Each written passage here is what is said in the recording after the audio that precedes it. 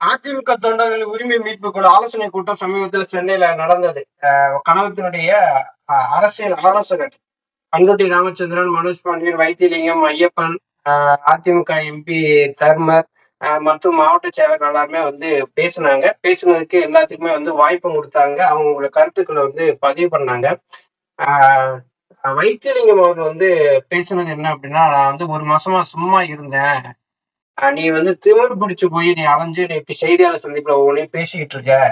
அதுக்கான பதிலடி இன்னும் 3 மாசத்துல வந்து கிடைக்கும் அப்படின்னு வந்து சொல்லியிருக்காரு. இந்த 3 மாசங்கிறது எதை காட்டுது? இந்த 3 மாசம் அப்படின்றது தொண்டர்களுடைய உணர்வை காட்டுகிறது. அப்படிதான் நம்ம வந்து பார்க்கணும். ஏன்னா தொண்டர்கள் வந்து ஒவ்வொரு தேர்தலையும் வந்து ஒரு மனசை வந்து கல்லாக்கிட்டாங்க. ஏன்னா எடப்பாடி பழனிசாமி அவர்கள்ட்ட தவறுதலாக போய் இந்த அதிமுக மாட்டிக்கிடுச்சு. அவர்கிட்ட இருந்து கொஞ்சம் கொஞ்சமா இந்த அதிமுக எப்படியாவது ஐயா ஓபிஎஸ் அவர்கள் வந்து மீட்டு விடுவார் அப்படின்னு எண்ணிக்கொண்டிருந்தாங்க. இப்ப கடைசியாக நடந்து முடிந்த இந்த மக்களவை தேர்தலில் கூட 10 தோல்வி பழனிசாமியாக பெயர் எடுத்த பின்பும் கூட இன்னும் திருந்தல. இப்ப அடுத்து என்ன ஆகுது? 3 மாசத்துக்கு அப்புறம் ஊரக உள்ளாட்சி தேர்தல் வந்து வரப்போகுது. அப்ப கீழ்மட்டத்தில் இருக்கக்கூடிய கழகத்துடைய நிர்வாகிகள் வந்து அந்த தேர்தலை வந்து சந்திக்கணும். அப்ப கீழே களத்துல போய் சந்திக்க போகும்போது நம்மளுடைய தொண்டர்களை 2 பிரிவுகளாக 3 பிரிவுகளாக இருக்கிறாங்க. அப்ப எப்படி அந்த நிர்வாகி நின்று மக்களால் தேர்ந்தெடுக்கப்பட்ட பிரதிநிதியாக ஒரு வார்டு கவுன்சிலராக, ஒன்றிய கவுன்சிலராக, மாவட்ட கவுன்சிலராக எப்படி வருவாங்க? அப்ப வர முடியாதுல்ல. அப்ப தொண்டருடைய புரட்சியானது மிகவும் ஓங்கி ஒழுக்கி துவங்கும். அப்ப எடப்பாடி பழனிசாமி அவர்கள் வேறு வழி இல்லை, அவருக்கு ஒண்ணு ஒத்து வரணும், இல்லைன்னா ஒதுங்கி கொள்ளணும். அந்த நிலைமை தான் கழகத்துடைய இணை ஒருங்கிணைப்பாளர் சொல்லியிருக்காரு. எடப்பாடி பழனிசாமி ஒதுங்கித்தானே இருக்காரு. உங்களுடைய ஒட்டு வேணாம், உறவு வேணாப்பா, நான் வந்து ஒதுங்கியே இருந்துக்கிறேன் அப்படின்னு தானே சொல்றாரு. இல்ல, 1.5 கோடி தொண்டர்களையும் விட்டு அவர் ஒதுங்கி இருக்கணும்னு சொல்றோம். 1.5 கோடி தொண்டர்களையும் விட்டு அவர் ஒதுங்கிதான் இருக்கணும். இப்பயே வந்து உங்களுக்கு எல்லாத்துக்குமே தெரியும், இந்த எலெக்ஷனுக்கு முன்னாடி எடப்பாடி பழனிசாமி அவர்களும் அவரை சார்ந்து இருக்கக்கூடிய நிர்வாகிகள் சொன்னது என்ன? வழக்கமா நம்மளுடைய தொண்டர்கள், அனைத்து இந்திய அண்ணா திராவிட முன்னேற்ற கழகத்துடைய தொண்டர்கள் 1.5 கோடி தொண்டர்கள், அடிப்படை தொண்டர்கள். ஆனா எடப்பாடி பழனிசாமி 2 கோடி தொண்டர்கள் அப்படின்னாங்க, 2.25 கோடி தொண்டர்கள் அப்படின்னாங்க, 2.5 கோடி தொண்டர்கள் அப்படின்னாங்க. எத்தனை லட்சம் வாக்கு வாங்கியிருக்கிறாங்க? இல்ல எத்தனை கோடி வாக்கு வாங்கியிருக்கிறாங்க? அதுக்கு பதில் இல்ல. அப்ப அதிமுக வந்து 1.5 கோடி தொண்டர்கள், 2 கோடி தொண்டர்கள்லாம் வந்து எடப்பாடி பழனிசாமி கிடையாது அப்படிங்கிற மாதிரியான ஒரு இது இருக்கா? எடப்பாடி பழனிசாமி அப்ப தொண்டர்களே கிடையாதுங்கிறீங்களா? 100% கிடையாது. எடப்பாடி பழனிசாமி எந்த தொண்டர்கள் இருக்காங்க? இந்த வாங்கின அந்த 88 லட்சம் வாக்குகள் கூட அந்த இரட்டை இலை என்கின்ற மாபெரும் வெற்றி சின்னத்துக்காக கிடைத்த ஒரு வாக்குதானே ஒழிய எடப்பாடி பழனிசாமி தனியாக கிடைக்கல. 2019 நாடாளுமன்ற தேர்தலில் ஐயா ஓபிஎஸ் அவர்கள் வந்து நம்ம அன்றைய தினமே வந்து 39 தொகுதி தோல்வி பெற வேண்டியதுதான். ஆனா அன்றே நம்முடைய மானத்தை காத்தவர் கழக ஒருங்கிணைப்பாளர் அவர்கள் தேனியில அண்ணன் ஓபிஆர் அவர்களை வெற்றி பெற செய்து அந்த வெற்றி இலக்கான ஒன்ன பெற்றுக் கொடுத்தவர். ஆனா இன்னைக்கு எடப்பாடி பழனிசாமி அவர்கள் தான் சார்ந்து இருக்கக்கூடிய அவருடைய பகுதியில் இருக்கக்கூடிய அவருடைய மாவட்டத்துல ஜெயிச்சிருக்கலாம்ல, ஏன் சேலம் மாவட்டத்துல வெற்றி பெற்று கொடுத்திருக்கலாம்ல, பெரிய ஆளுமைன்னு சொல்றாருல்ல, ஏன் அவரால் வெற்றி பெற முடியல? அந்த பகுதி மக்களை அவர் ஏத்துக்கல. அதுதான் நிதர்சனமான உண்மை. இப்ப ஜெயக்குமார் அவர் மகனை வந்து நிப்பாட்டினாரு தென் சென்னையில. அதுல வந்து டெபாசிட் வந்து போச்சு. ராமநாதபுரம் தொகுதியில டெபாசிட் போச்சு, தேனியில டெபாசிட் போச்சு, கன்னியாகுமரியில டெபாசிட் போச்சு. இது விளவங்கோடு இடைத்தேர்தல் சொல்லி பாத்தீங்கன்னா வெறும் 5000 ஓட்டு தான் வாங்கியிருக்காங்க. இது வந்து எப்படின்னா, இது திமுக செய்த சாதனையா பார்த்து மக்கள் ஓட்டு போட்டாங்களா, இல்ல அதிமுக பிரிவை நினைச்சு ஓட்டு போட்டாங்களா? அதிமுகவினுடைய பிளவு இன்னும் வந்து வாக்கு சதவீதமே என்னைய பொறுத்தளவுக்கு வாக்கு சதவீதம் என்பதே கம்மிதான். நிறைய அதிமுக தொண்டர்கள் வந்து வாக்குச்சாவடிக்கு வாக்களிக்க செல்லல. ஏன்னா போனா அவன் கையை எங்க போகும்? ரெட்டலை சின்னத்துக்கு தான் போகும். ரெட்டலையில தான் போய் நம்ம வாக்கு செலுத்தணும்னு சொல்லி போவாங்க. அப்ப அவங்க மனசு கேட்க மாட்டேங்குது. நம்ம வந்து வாக்குச்சாவடிக்கு போய் வேறொரு சின்னத்துக்கு வாக்களிப்பதா, அப்ப ஓட்டு போடவே போவானு சொல்லிட்டு பாதி பேர் இருந்துக்கிட்டாங்க. மீதி இருக்கக்கூடியவர்கள் வாக்களிக்க சென்றவர்கள் என்ன பண்ணிட்டாங்க அப்படின்னா, ஏப்பா இங்க ஓபிஎஸ் அவர்களே கட்சியில இருந்து வெளியேற்றிட்டாங்க, அவருக்கு பதவி கொடுத்தவங்களே அத்தனை பேர்த்து வெளியேற்றிட்டாரு, உங்களுக்கு கட்சிக்கு என்ன சம்பவம் கேட்கக்கூடிய நிலைமைக்கு எடப்பாடி பழனிசாமி வந்துட்டாரு, இவர் எப்படி நமக்கு நல்லது செய்வாரு, அதனால அவருக்கு ஓட்டு போட வேணாம்னு சொல்லிட்டு இவருக்கு அவங்க எவ்வளவோ மேலுன்னு சொல்லி ஓட்டு போட்டவங்க தான் அதிகம். இப்ப ஐயா ஓபிஎஸ் என்ன சொல்றாங்க அப்படின்னா, இது மாவட்ட வாரியா இருக்கிற கட்டமைப்புகளை வந்து நீங்க வலுப்படுத்துங்க அப்படி சொல்றாங்க. ஒருவேளை வந்து நம்ம வந்து வருகிற உள்ளாட்சி எலெக்ஷன்ல திமுக என்ன நினைப்பாங்க, 40 ஜெயிச்சுட்டோம், இந்த சூடா வந்து நம்ம உள்ளாட்சி எலெக்ஷன் நடத்தி முடிச்சிருந்து சொல்லிட்டு தான் அவங்க இருப்பாங்க. இப்ப ஐயா வந்து என்ன சொல்லியிருக்காங்கன்னா, மாவட்டங்கள் தோறும் வந்து கட்டமைப்புகளை வந்து நீங்க வலுப்படுத்துங்க. ஒருவேளை வந்து நம்ம உள்ளாட்சி தேர்தலில் போட்டியிடுற மாதிரி இருந்தா நமக்கு அது பக்கபலமா இருக்கும். கட்சிக்கு கட்டமைப்பு தான் முக்கியம் அப்படின்னு சொல்றாங்க.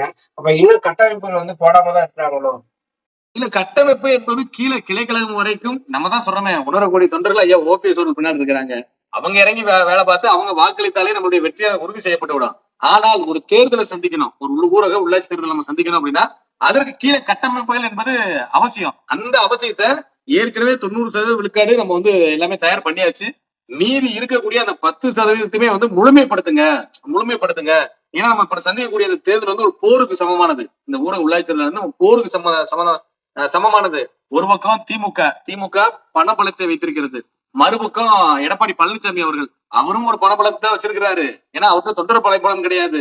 பணத்தை கொடுத்து எனக்கு ஓட்டு போடணும்னாலும் பரவாயில்ல, அவருக்கு ஓட்டு போடாதீங்க அப்படின்னு சொல்லக்கூடிய நபர்கள் தான் எடப்பாடி பழனிசாமி இப்ப நடந்தது. இப்ப 40 தொகுதியுமே வந்து இப்ப திமுக ஜெயிச்சது அப்படின்னா எடப்பாடி பழனிசாமியினுடைய அந்த வேட்பாளர்கள் நிப்பாட்டினது, அந்த கட்சிக்காரங்களோட சரியான அணுகுமுறைகள் எல்லாம் இருந்தது. திமுக சொல்லி எடப்பாடி பழனிசாமி அந்த 40 தொகுதியிலும் ஒரு கம்மியான வேட்பாளர் நிப்பாட்டி தான் இப்ப திமுக ஜெயிக்கிறதுக்கு மிக முக்கிய காரணமா இருந்தாரு. அப்படி இருந்துமே அவர் என்ன சொல்றாரு, நாங்க 1% ஓட்டு அதிகம் வாங்கிட்டோம்ல, எல்லாரும் சிதைஞ்சு போனாலுமே நாங்க வாங்கிட்டோம்ல அப்படின்னு சொல்லிட்டு ஒவ்வொரு செய்தியாளர் சந்திப்புமே சொல்றாரு. அதான் அவருக்கு வந்து கூட்டல் கழித்தல் கணக்கு தெரியல உங்களுக்கு. திரும்பி அவர் முதல்ல இருந்து 1ஆம் வகுப்புல இருந்து அவர் படிக்க வச்சு கூட்டுக்கு வரணும். ஏன் அப்படின்னா கடந்த தேர்தல் 2019 தேர்தல்ல எத்தனை தொகுதிகள்ல இரட்டை இலை சின்னத்துல அதிமுக வந்து போட்டியிட்டுச்சு? 20 தொகுதிகள்ல, புதுச்சேரி உட்பட சொல்றேன். இந்த தேர்தல்ல புதுச்சேரி உட்பட 35 தொகுதிகள்ல கூட்டணி கட்சிகளும் சேர்ந்தா இரட்டை இலை சின்னத்துல நிக்கிறாங்க. அப்ப எப்படி அன்னைக்கு வாங்கினது 19% வாக்கு, இன்னைக்கு வாங்கினது 20% வாக்கு, 1% வாக்கு கூடுதல் என்று எந்த அடிப்படையில அவர் சொல்றாரு? யாரை ஏமாத்த சொல்றாரு? தொண்டர்களை ஏமாத்த பாக்குறாரா? தொண்டர்கள் தொண்டர்கள் எவ்வளவு தெளிவாக இருந்தா எடப்பாடி பழனிசாமி அவர்களுக்கு 7 தொகுதியில டெபாசிட் இழக்க வைப்பாங்க, 13 தொகுதிகள்ல 3ஆம் இடத்துக்கு போக வைப்பாங்க, 3 தொகுதிகள்கிட்ட 4ஆம் இடத்துக்கு போக வைப்பாங்க. அப்ப அவங்க தெளிவாயிட்டாங்க, தொண்டர்கள் ரொம்ப தெளிவாயிட்டாங்க. அததான் அவர் சொல்றாரு. எடப்பாடி என்ன சொல்றாரு, ஓபிஎஸ் வந்து கட்சிக்கு விசுவாசமா இல்லைங்க, அவர் வந்து அதிமுகவுக்கும் விசுவாசம் இல்ல, அம்மாவுக்கும் விசுவாசமா இல்ல, எம்ஜிஆருக்கும் விசுவாசம் இல்ல, நான் ஒரு ஆளுதான், நான் கட்சியை காப்பாத்துறேன், தொண்டர்கள் தான் என்னை வந்து நம்புறாங்க அப்படின்னு. அதான் ஐயா ஓபிஎஸ் அவர்கள் வந்து துரோகம் பண்ணிட்டாரா எடப்பாடி பழனிசாமி அவர்களுக்கு? அப்படிதான் ஒவ்வொரு செய்தியாளர் சந்திப்பையும் சொல்றாரு. எப்படி 4.5 ஆண்டு காலம் ஆட்சி யாரை நம்பி நடத்தினாரு? அண்ணன் வேலுமணி அவர்களிடத்திலயும் அண்ணன் தங்கமணி அவர்களிடத்திலயும் போய் எடப்பாடி பழனிசாமி அவர்களே அவருக்கு சார்ந்திருக்கணும் கேட்க சொல்லுங்க. எத்தனை தடவை ஐயா அவருடைய வீட்டுக்கு படியேறி இறங்கி இருப்பாங்க. அவரு அதை நம்பல. அவர் என்ன சொல்றாரு அப்படின்னா, எம்எல்ஏக்கள் சேர்ந்துதான் என்னை வந்து முதலமைச்சரா தேர்வு பண்ணாங்கன்னு சொல்லிட்டு சசிகலாவுக்கு ஒரு டஃப் ஃபைட் கொடுக்குறாரு. அப்படியா? மக்களால் தேர்ந்தெடுக்கப்படக்கூடியவர் தான் முதல்வர். எடப்பாடி பழனிசாமி அவர்கள் முதல்வராக அரியணையில் அமர்ந்தது ஒரு விபத்து. கழகத்துடைய அரசியல் ஆலோசகர் அடிக்குறிச்சு அதான் சொல்லுவாரு. இடைச்செருகளாக வந்தவர் தான் இந்த எடப்பாடி பழனிசாமி அவர்கள். இடைச்செருகளாகவே சென்று விடுவார்.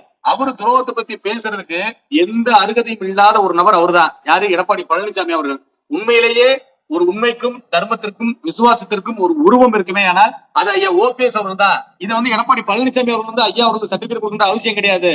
மாண்புமிகு இதயம் புரட்சி தலைவி அம்மா அவர்கள் கொடுத்துட்டாங்க, கழகத்தினுடைய உணரக்கூடிய தொண்டர்கள் கொடுத்துட்டாங்க, தமிழக மக்கள் கொடுத்துட்டாங்க. இதுக்கு மேல என்ன வேணும்? அவர் வேணா பேச்சுக்கு மெப்பனைக்கு பேசிட்டு போலாம். உண்மையிலேயே எடப்பாடி பழனிசாமி வந்து கட்சிக்கும் இந்த புரட்சி தலைவி அம்மாவுக்கும் விசுவாசமா இருந்தாங்கன்னா 40 தொகுதியில மினிமம் ஒரு 20 தொகுதிகள் ஜெயிச்சிருக்கணும். விளவங்கோடுல வந்து 20 தொகுதி கூட விட்டுறலாம். ஒரு தொகுதி அவர் ஜெயிச்சிருக்க கூடாது. அவர் இருக்கக்கூடிய மாவட்டத்துல ஏன் ஜெயிக்கல? ஒரே தலைமை தானே. அதுல அவர் அதுலயும் ஒரு வார்த்தை சொல்றாரு. ராமநாதபுரத்துல வந்து ஓபிஎஸ் அவர்கள் போட்டிட்டாரு, அவர் நின்று அங்க தோல்வியை தெரிவிட்டாரு, அதிமுக தொண்டர்கள் வந்து அவருக்கு சரியான பாடத்தை போட்டிருக்காங்க அப்படின்னு சொல்றாரு.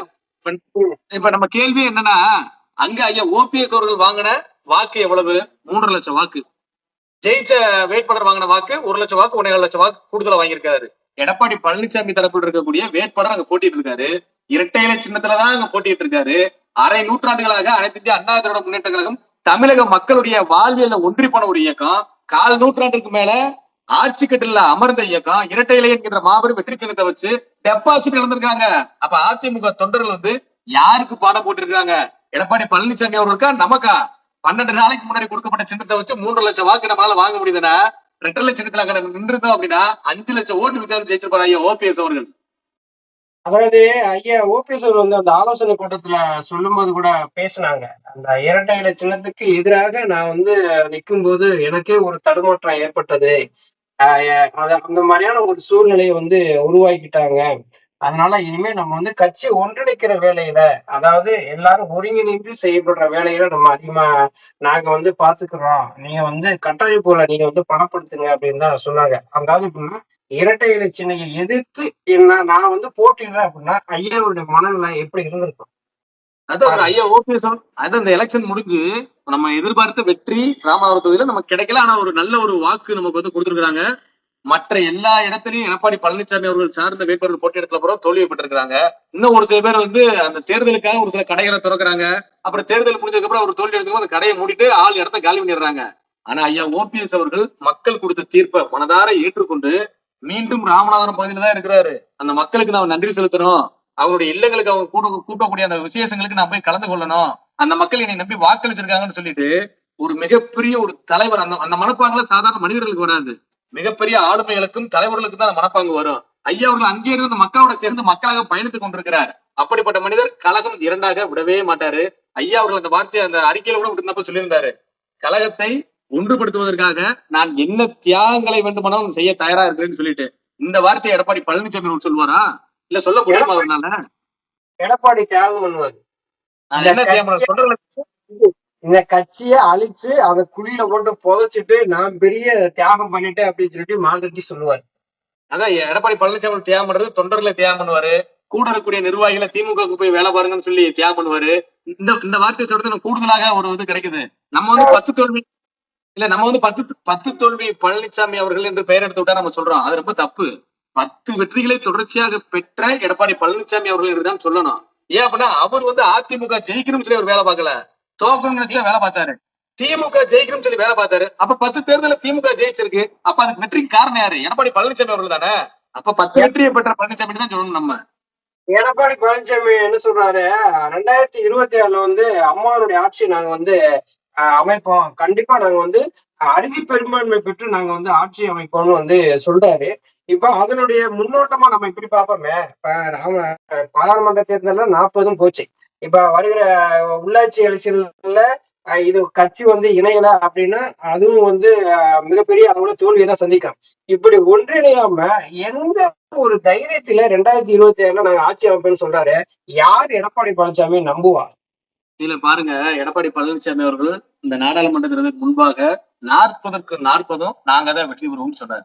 எல்லா ஊடகத்திலையும் சொன்னாரு. தனி பெரும்பான்மையா அம்மா அவர்கள் இருந்த பொழுது எப்படி 2014 ஒரு மாபெரும் வெற்றியை பெற்றோமோ அதே மாதிரி பெறுவோம்னு சொன்னாரு.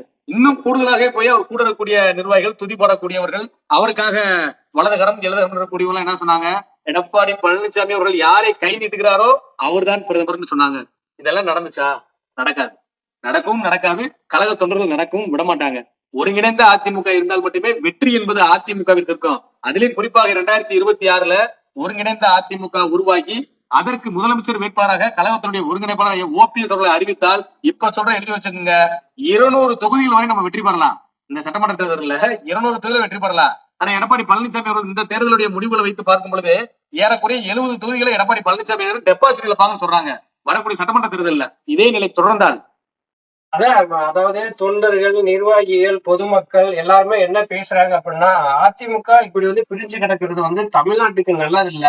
மிகப்பெரிய ஒரு பேரியக்கமாக இருந்தது. இந்த இயக்கம் வந்து மக்கள் பணி செய்த இயக்கம். இந்த இயக்கம் வந்து பிளவுபட்டு இருக்கிறது என் மக்களுக்கும் நல்லதில்ல, தொண்டர்களுக்கும் நல்லதில்ல. இவங்க ஒன்றிணைந்து இந்த கட்சியை வந்து வலுப்படுத்தி 2026 தேர்தலில் அவங்க சந்திச்சாங்கன்னா மிகப்பெரிய வெற்றி அடைவாங்க அப்படிங்கிறது இங்க தொண்டர்கள் மத்தியிலும் பொதுமக்கள் மத்தியிலும் மிகப்பெரிய பேச்சாதான் எழுகிறது. 2027 அதிமுக ஒன்றிணைந்து மிகப்பெரிய வெற்றி அடைய வாழ்த்துக்கள் தெரிவிப்போம். நன்றி. நன்றி.